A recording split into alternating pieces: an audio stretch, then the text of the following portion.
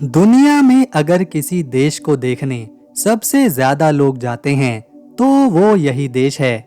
यहाँ एक समय ऐसा था जब सोने से ज्यादा महंगा नमक हुआ करता था और इस नमक की वजह से यहाँ पर कई विद्रोह हुए। कुछ ही साल पहले यहाँ एक ऐसा कानून बनाया गया जिसके तहत अगर सुपरमार्केट में, होटल में या फिर रेस्टोरेंट्स में जो खाना बच जाता है उसे वहाँ का मालिक फेंक नहीं सकता। उस खाने को उन्हें लोगों में बांटना पड़ता है, किसी भूखे को दान करना पड़ता है। अगर कोई खाना फेंकता है तो उसे सजा मिलती है। इस देश की एक महिला की आवाज को आज से 165 साल पहले रिकॉर्ड किया गया था, जिसमें उसने गाना गाया था और वो दुनिया की पहली रिकॉर्डिंग थी। ये अकेला ऐसा देश है जहां एक ही समय पर 12 अलग अलग टाइम होते हैं। यहाँ की प्राकृतिक सुंदरता, सैकड़ों साल पुराने किले और महल, इतिहास, लोगों का दोस्ताना स्वभाव और इस देश की राजधानी ऐसी है कि इसे हर कोई अपने जीवन में एक बार जरूर देखना चाहता है। ये है फ्रांस।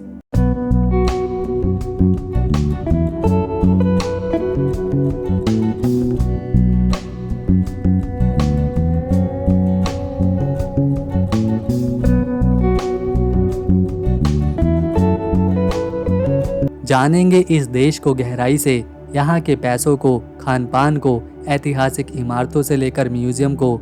लेकिन उससे पहले आपसे एक ही रिक्वेस्ट है, अगर आप वीडियो को एक लाइक करेंगे और चैनल को सब्सक्राइब करेंगे तो हमारे पूरे दिन की मेहनत सफल रहेगी।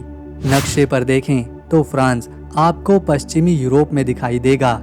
इसके पड़ोसी देशों में Switzerland, Germany, Italy, Belgium, Luxembourg, Spain और अंडोरा जैसे देश हैं और एक तरफ अटलांटिक महासागर है। फ्रांस 6,43,801 स्क्वायर किलोमीटर के एरिया में फैला हुआ है और यह यूरोप का तीसरा बड़ा देश है। यहाँ आज के समय में 6,86,00,000 लोग आबाद हैं, जिनमें से 50% लोग ईसाई धर्म को मानते हैं, जबकि 33% आबादी ऐसी है जो किसी धर्म को नहीं मानती। इस्लाम मानने वाले यहाँ 4% में हैं, बाकी के 4% में अन्य धर्मों के लोग रहते हैं। फ्रांस में पैसे के रूप में यूरो इस्तेमाल किया जाता है और 1 यूरो 101 रुपए के बराबर है। ये तो थी फ्रांस के बारे में एक सामान्य सी जानकारी। अब इस देश को अच्छे से जानने के लिए हमें इसकी राजधानी को देखना होगा, जो रहने के लिहाज से दुनिया का सबसे ज्यादा महंगा शहर है। ये है पेरिस, फ्रांस की शान, देश की राजधानी। इस शहर की नींव 3री शताब्दी ईसा पूर्व में सेल्टिक जनजाति ने रखी थी, जिन्हें पेरिसी कहा जाता था। उस समय ये शहर ल्यूटेटिया के नाम से मशहूर था। फिर रोमन साम्राज्य ने 52 ईसा पूर्व में पूरे शहर पर कब्जा किया और इसे एक महत्वपूर्ण व्यापारिक केंद्र बनाया। मध्य युग में पेरिस फ्रांस की राजधानी बना था। उस समय यहाँ जो राजा थे, उन्होंने नमक पर इतना ज्यादा टैक्स लगाया था कि आम लोगों को नमक सोने से भी महंगा लगता था और इसी नमक की वजह से पेरिस के लोगों ने अपने राजा के खिलाफ आंदोलन शुरू किए और 1789 की फ्रांसीसी क्रांति ने इसे पूरी दुनिया में लोकतंत्र का प्रतीक बनाया। 19वीं शताब्दी में बैरन हॉसमैन ने पेरिस को चौड़ी सड़कों और भव्य इमारतों के साथ एक नया रूप दिया, जो आज भी इसकी पहचान है। पेरिस में लगभग 22 लाख लोग रहते हैं। यहाँ का जीवन तेज और आधुनिक है, लेकिन लोग अपनी संस्कृति और परंपराओं को भी खास मानते हैं। पेरिस के लोग सुबह कॉफी और क्रोइसेंट खाकर दिन की शुरुआत करते हैं और शाम को कैफे या फिर वाइन बार में समय बिताते हैं। यहाँ की रातें रंगीन होती हैं, जहाँ लोग संगीत, नृत्य और दोस्तों के साथ खूब मौज मस्ती करते हैं। पेरिस का खाना विश्व प्रसिद्ध है। यहाँ के क्रोइसेंट, बैगेट और मैक्रोन्स की तारीफ हर कोई करता है। यहाँ के लोगों को घोंगे खाना और मांस खाना काफी पसंद है। पेरिस में 400 से ज्यादा तरह की चीज मिलती है और शराब यहाँ की संस्कृति का एक अहम हिस्सा है। पेरिस को दुनिया की फैशन की राजधानी भी कहा जाता है। यहाँ शैनेल, डायर और लुई विटन जैसे ब्रांड्स हैं। पेरिस फैशन वीक दुनिया भर के डिजाइनरों को आकर्षित करता है। यहाँ के लोग स्टाइलिश कपड़ों और नए गहनों के लिए जाने जाते हैं। गलियों में आपको हर उम्र के लोग अलग अलग फैशन के अंदाज में नजर आएंगे। इस शहर में एक अजीब कानून भी है कि अगर कोई बिना शादी के मर जाता है तो उसकी सारी संपत्ति सरकार को चली जाती है। इसीलिए यहाँ के लोग मृत व्यक्ति से शादी करते हैं ताकि उनकी संपत्ति के वारिस बन सकें। ये है पैलेस ऑफ वर्साय। ये फ्रांस की सबसे शानदार और ऐतिहासिक जगहों में से एक है। ये पेरिस से 20 किलोमीटर दूर वर्साय शहर में मौजूद है और दुनिया भर के सैलानियों को ये महल अपनी सुंदरता से खींच लाता है। इस महल को 1623 में राजा लुई 13 ने एक छोटे से शिकार के लॉज के रूप में बनवाया था।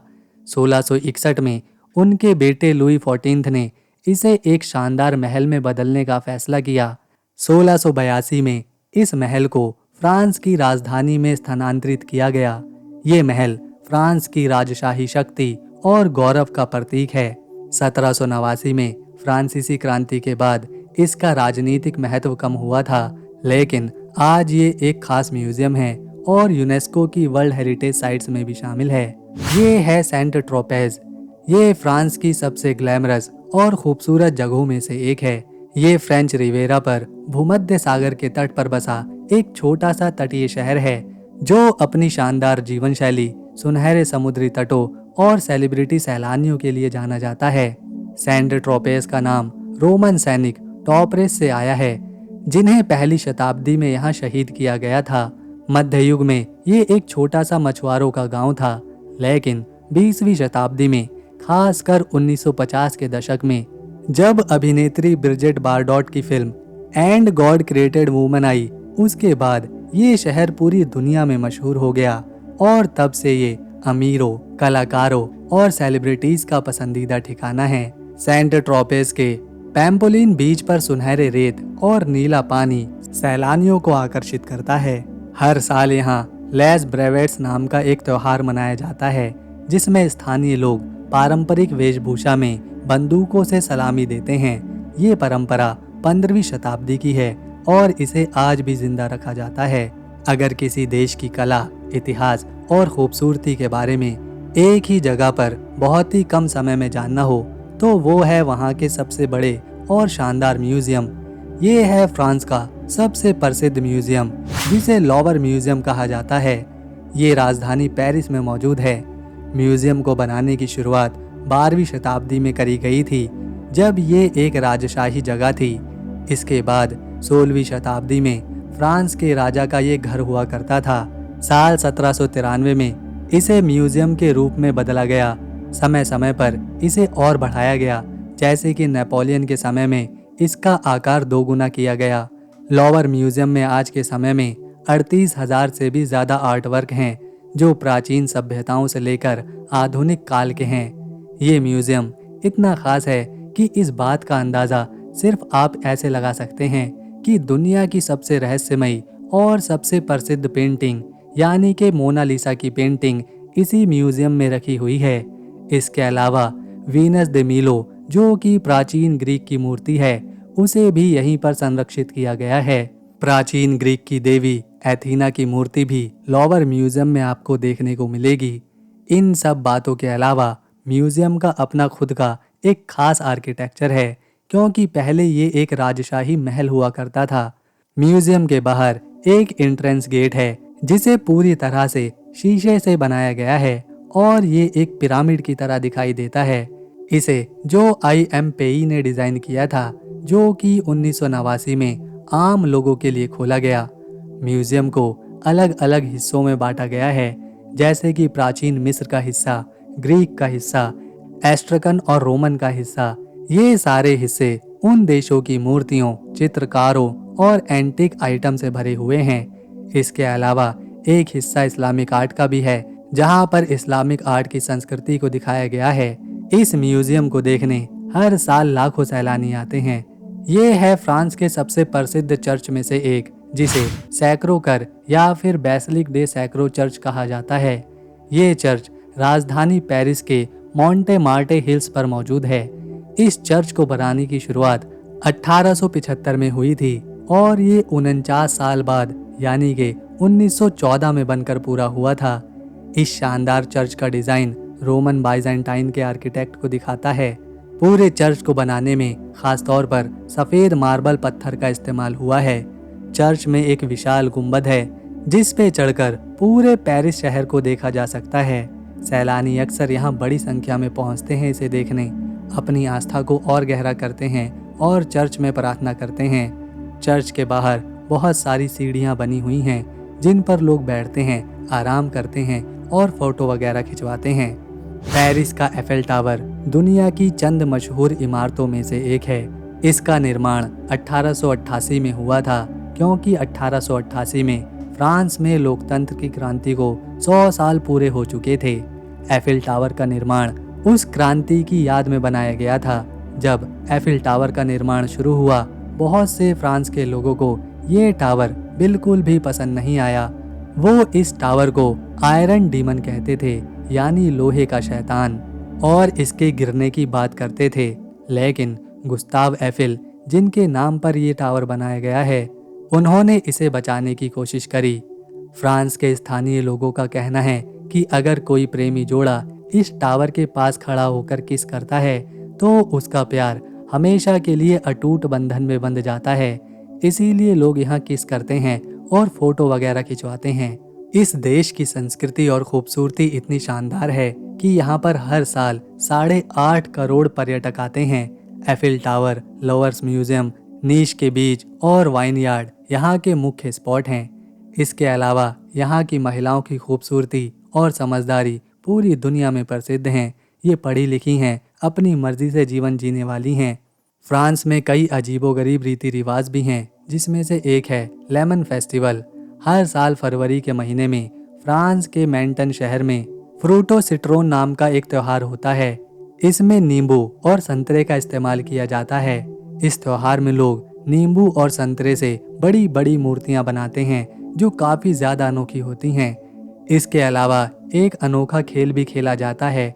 इसमें एक पनीर का रोल ऊंचाई से नीचे फेंका जाता है और उसे पकड़ने के लिए बहुत से लोग नीचे भागते हैं। ये खेल यहाँ की प्राचीन संस्कृति का हिस्सा है और इसे लोग बड़ी धूमधाम से मनाते हैं। 1997 से पहले मोबाइल फोन्स में कैमरा हुआ ही नहीं करता था, लेकिन फ्रांस में पहला मोबाइल फ़ोन कैमरा 1997 में पेश किया। ये तकनीक तब आई जब फ्रांसीसी कंपनी सैगम ने दुनिया का पहला मोबाइल फ़ोन लॉन्च किया जिसमें कैमरा भी था। पहले के मोबाइल फ़ोन सिर्फ कॉल करने के लिए और मैसेज करने के लिए इस्तेमाल किए जाते थे, लेकिन सागेम के फ़ोन ने लोगों को तस्वीरें लेने की सुविधा दी, जिससे फ़ोनों का प्रचलन और ज़्यादा बढ़ गया। जैसे जैसे कैमरे फ़ोन लोकप्रिय हुए, इनकी क्वालिटी और अहमियत बढ़ती चली गई। आज के समय में हर मोबाइल फ़ोन में कैमरा ज़रूर होता है और इसकी शुरुआत फ्रांस से ही करी गई थी। ये है कैम्बोर्ड फोर्ट। ये किला फ्रांस के लॉयर घाटी में मौजूद है। इस किले को 16वीं सदी में बनाया गया था। इसे फ्रांस के राजा फ्रांसिस फर्स्ट ने बनवाया था। राजा ने इसे शिकार करने, बड़े बड़े समारोह को एंजॉय करने के लिए बनवाया था। कैम्बोर्ड का डिज़ाइन बहुत ही खास है। इसमें 400 कमरे हैं, 84 सीढ़ियाँ हैं। इसकी छत बहुत ही सुंदर है। यहाँ पर कई अद्भुत मीनारें हैं। किले के चारों ओर बहुत बड़े बड़े पार्क और बाग हैं जहाँ लोग टहलते हैं और पिकनिक मनाते हैं। कैम्बोर्ड के आसपास का इलाका हरियाली से भरा हुआ है। यहाँ पर कई तरह के जानवर मिलते हैं, जैसे हिरन और दूसरे पक्षी। बहुत से लोग कहते हैं कि इस किले का डिज़ाइन प्रसिद्ध कलाकार लिनार्डो दा विंची ने किया था। फ्रांस का राष्ट्रीय जानवर गिलहरी है, जिसे फ्रेंच में कॉक गैलोइस कहा जाता है। फ्रांस में गिलहरी को प्रतीक माना जाता है, जो देश की पहचान और संस्कृति को दिखाती है। ये साहस और गर्व का प्रतीक है। तो दोस्तों, अगर आपको हमारी वीडियो, मेहनत और इन्फॉर्मेशन पसंद आई तो इसे एक लाइक दें, शेयर करें और चैनल को सब्सक्राइब कर बेल आइकन ज़रूर दबाएं ताकि आने वाली नई वीडियो मिस ना हो।